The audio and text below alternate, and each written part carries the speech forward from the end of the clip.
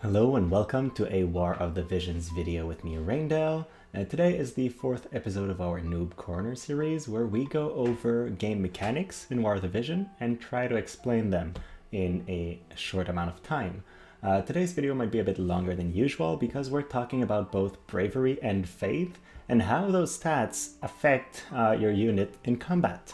So let's begin with bravery. And bravery primarily influences two things: the physical damage that is dealt by your unit to others, and then your unit's chance to proc their counter reactions when the incoming attack is physical. So, in terms of damage dealt, if your bravery is at 0, you only get to do 50% of your actual damage. Whereas if your bravery is maxed out at 100, you will do 150% damage. So it does play a major role in the total damage that your unit does with physical attacks. And then the way bravery influences your counter chance is if your bravery is at 0, you have no chance of proccing any physical counter. But if it's at 100%, the chance that your unit has to proc its counter is actually the chance that's listed under the skills. So for example, if we're talking about reflex, it says it has a chance to counter all damage of 15%. So if it's a physical attack coming your way and your bravery is maxed out, you do have 15% chance to counter it. But if you have, say, 50 bravery, you're in the middle ground, you only have half those chances. So you actually have 7.5% chance to proc your reflex.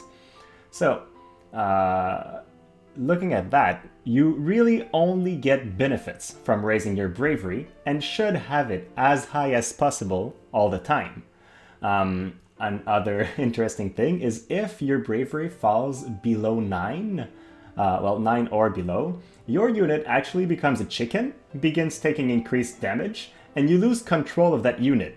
And then every turn they're going to gain a bit of bravery back until you gain control of them again.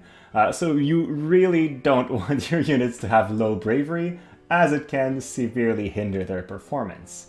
So now that we know what you get from bravery, how do you actually get it higher? And it's not that complicated. The first method is using the guild Barracks, where when you place a unit in your guild barrack, their bravery will automatically increase by 1 for every hour that they are in there. And this can get them as high as 70. Now, there is a good reason to get them to even higher than that, but for that you need to use other methods. And the actual maximum of bravery that your unit can keep in between combats is 97. So while you can use buffs during a fight to get all the way to 100, or equipment, the bravery will increase your bravery, among other things, the cap that you can have on a unit normally is 97. So how do you move from 70 to 97? Well, this can only be done in single-player battles. So in multiplayer, multi-rooms or raids or any other kind of mode that involves other players, it will not move. But if you're doing story quests or single-player events, then 25% of all the changes applied to your bravery will be carried over on your units. So that means there are two abilities that you can leverage to increase your bravery. The first one involves using any unit with the samurai job, because they all have access to meditation, which is a AoE buff that increases bravery by up to 10. So if you do that, your unit will have an increased bravery during combat, and 2 points from that meditation skill will actually carry over. Right, so the Samurai AI, however, never uses meditation. So if you want to use this method, you need to manually use it.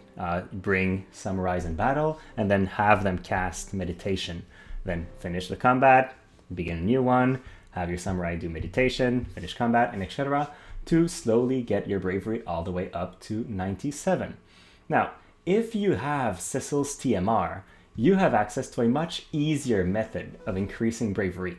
And that is just equipping it on one of your units and making sure that they're going to cast it. Now, contrary to meditation, units will actually use Sissel's TMR ability in autoplay, meaning that they will be casting their bravery buff on your team. Now, if you want to make sure that they use that on the right target for whom you want to increase bravery, I recommend you equip Vow of Love on them, because that means that not only will the enemies target your unit with Vow of Love because it has increased hate, but also the buffs cast by your teammates will be cast in priority on the target that has hate on your team. So yeah, if you equip this vision card on the target for whom you want more bravery, they're going to cast Sissel's TMR ability on them. Now, there are a couple other things about bravery. You can increase it by picking up red crystals in battles. This is not extremely reliable and much slower than using the other abilities, but it's another method that can happen. Also, bravery can go down in fight, so every once in a while I recommend you go back, take a look at your units, and see how much bravery you might have lost over time. The most common way to lose bravery is to have one of your units go KO, again, only in single player game modes. When that happens, they lose 2 points of bravery. And then there's also some enemies that have abilities that reduce bravery, such as the Float Eyes, but there's also Dragoon's Roar, and a bunch of other things that can reduce bravery. And that's the final thing here. You can also leverage this by reducing your enemy's bravery in with some units. So every Dragoon unit has Dragoon's Roar, or Dragon's Roar, which is an ability that reduces bravery on the target, but it only has a certain percentage of chance to proc, so it doesn't work every time. Then there's also Whisper's Limit Break, White Wave, which reduces bravery in a AoE around her. So when you do that, you actually reduce your enemy's physical damage and their chance to proc their physical counters. So it can be a nice thing to leverage. So what about Faith? Now, Faith is very different from Bravery in one very important aspect, and that is that Faith has both advantages and disadvantages. So while you always want to put your bravery at the highest amount possible, that's not necessarily true for Faith. So the first thing that's influenced by Faith is magic damage both dealt to enemies and received. So having a low Faith means you deal and receive much less magic damage than if your Faith was high. It's also the case for healing provided, which will be higher if you have high Faith, but also healing received. So if you have high Faith, you receive more healing than if you have low Faith. And then it influences magic counters proc chance in the exact same way as Bravery influences physical counters. So if you have a high Faith, you have more chance of proccing your reactions, your reaction abilities when attacked by magic sources. And then the final thing that's influenced by Faith is the chance to proc status effects, both when you cast them on enemies and when they are cast on you. So there's calculations about that, but basically whenever you use a status effect, it is influenced by both your Faith and the target's Faith. So if you're a low Faith unit trying to place a status effect on a low Faith target, you have really low chance of that happening. But it can be pretty much guaranteed if a high Faith unit casts a status effect on a high Faith target. And then another thing is that also influences some buffs such as AP Refresh from Xyz's Bells or Haste and the chance for Haste to actually affect your unit. That is why most people run their units at least 50 Faith so that they can be affected by those buffs. Even though they don't necessarily want to put their Faith too high because they are not magic users and would not benefit from the extra healing provided and magic damage dealt. Now, how do you move your Faith?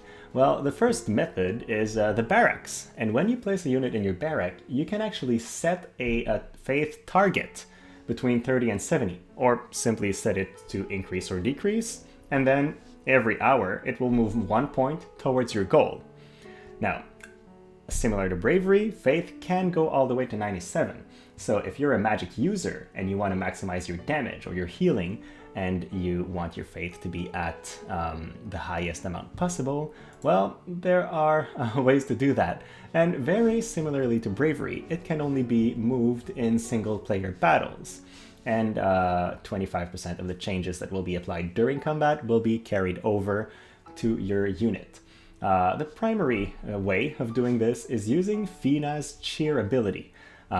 She will use it on auto combat, and all you have to do is set the Vow of Love card on the target for whom you want increased faith, and then will automatically cast faith on that target, increasing your faith by 1 during in between combat every time. So that's the easy method. You set it on auto combat, and then eventually the unit for whom you want a high faith will be set. Then another option is using Kill Faith and her Faith Rising ability. And that's really nice if you want to raise faith for several targets, because she is doing it in AAOE. However, just like meditation, it's not something that her AI will use, so you need to be there and manually proc it every combat if you want to gain those points of faith. Now, there is no mechanic in the game that reduces faith during combat, so you don't have to worry about your unit losing their faith. In between combat, the only way you're going to lose faith is if you place them in the barracks and set a lower target. And then they're going to slowly start reducing their faith, going towards that target. So how do you view your unit's faith and bravery scores? Well, in the unit menu, if you click on a unit, you will see those scores right there in the middle of the screen. You can also see them from any menu where you set your formations by performing a long click on one of those units, which will bring you the same kind of menu where you can view the current bravery and faith level of your units. So I'm bringing up several here just to show you. And I was mentioning earlier the guild Barracks. So when you are in the guild Barracks, right here, you can actually, as I was mentioning, set targets for your units' current faith, and your target values. So that is how you influence whether they are at high faith or low faith, depending on what you want from each unit. So that was it from me today. Hopefully you learned a thing or two and found it interesting. Please let me know what other mechanic you'd like me to cover in those videos. I'm doing one every week on Tuesdays, so whatever you ask for just might be the next video I'm making. So that was it. Please like and subscribe if you want to see more of those videos. And then thank you so much for watching, and have a great rest of your day.